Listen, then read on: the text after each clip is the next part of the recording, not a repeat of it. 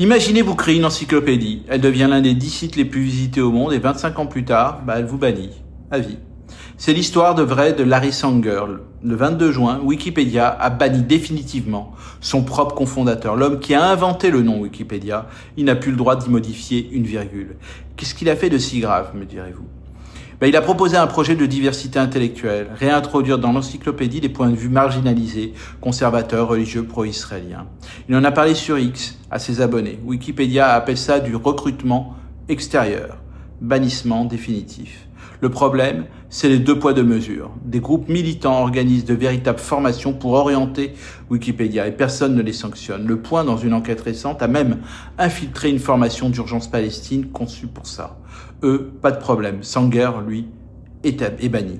Et nous, ça nous concerne directement. Depuis le 7 octobre, Sanger parle d'un antisémitisme presque institutionnalisé sur Wikipédia. Un exemple, la page génocide de Gaza en anglais a longtemps présenté le génocide comme un fait établi, pas comme une accusation débattue, comme un fait. C'était tellement énorme que Jimmy Wales, l'autre cofondateur, est intervenu lui-même pour faire verrouiller la page. Et un rapport de l'Anti-Defamation League a identifié une trentaine d'éditeurs qui se coordonnent pour imposer un narratif anti-israélien.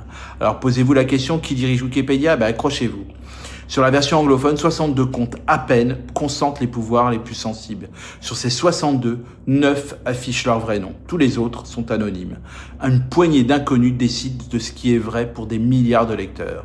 Et j'insiste, des milliards. Parce que Wikipédia ne nourrit plus seulement vos recherches Google, elle nourrit les intelligences artificielles. Quand vous posez une question à ChatGPT, une partie de la réponse vient de Wikipédia. Celui qui oriente Wikipédia aujourd'hui programme les réponses de l'IA de demain.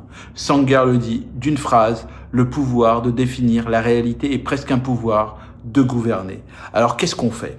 Sanger propose 2 choses simples. 1, la transparence, que les administrateurs les plus puissants révèlent leur identité. 2, continuer à contribuer, donner de votre temps et rééquilibrer les articles. Mais arrêtez de donner de l'argent à la fondation qui collecte 200 millions de dollars par an, qui en reverse une partie à ces associations militantes.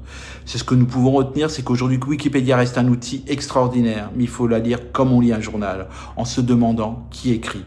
Parce qu'un pouvoir qui définit la réalité, exercé par des anonymes que personne n'a élus, ça, ce n'est plus une encyclopédie, c'est un enjeu démocratique.